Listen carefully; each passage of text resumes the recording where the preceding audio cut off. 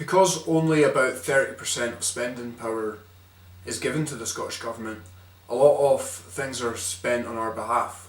So as a result of being in the United Kingdom, I wanted to highlight 5 pretty substantial costs that Scotland has to contribute to.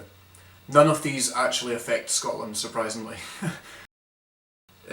So first on the list, the House of Lords. The cost of the House of Lords is roughly about 100 million a year, and 20 million of that is just expenses. There is 760 members in the House of Lords, all of which are unelected and unaccountable. In Scotland there are 61 peers, but the top 10, who you can see here, cost Scotland £5,000 a day. £5,000 a day! That's 1.8 million a year spent on people that are not elected. Not to mention that the House of Lords does not represent society whatsoever. Only 25% of the House of Lords are women. Just 4% are under the age of 50.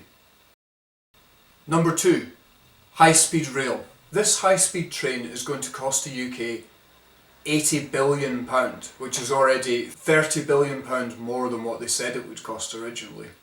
So the train will go from London to Birmingham, Crewe to Manchester, West Midlands to Leeds.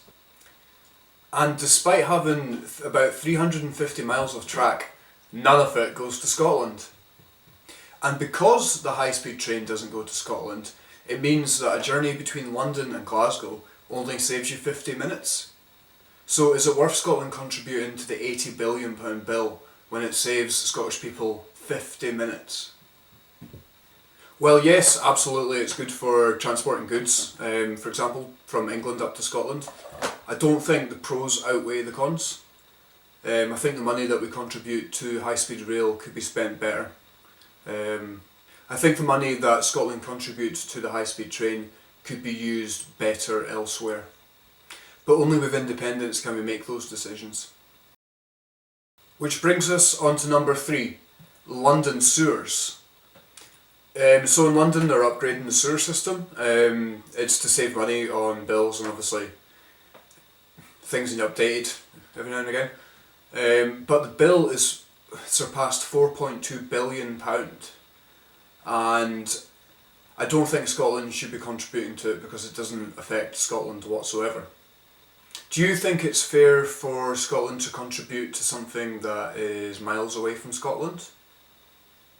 Do you not think we can do better with independence? Number 4, the House of Commons upgrade. The repairs on the building at the moment are currently at, £4.2 billion? That while obviously these things need done, if Scotland was independent, we wouldn't need to contribute to these bills. Would you say that Westminster was a place that Scottish MPs were respected? Blackford. Oh, come on, Nicholas. Well, there we are. I don't know if that's perhaps been picked up by the microphone, but Would you say that Westminster is a place where Scottish MPs are listened to? Point of order, Joanna Cherry. Mr. Speaker,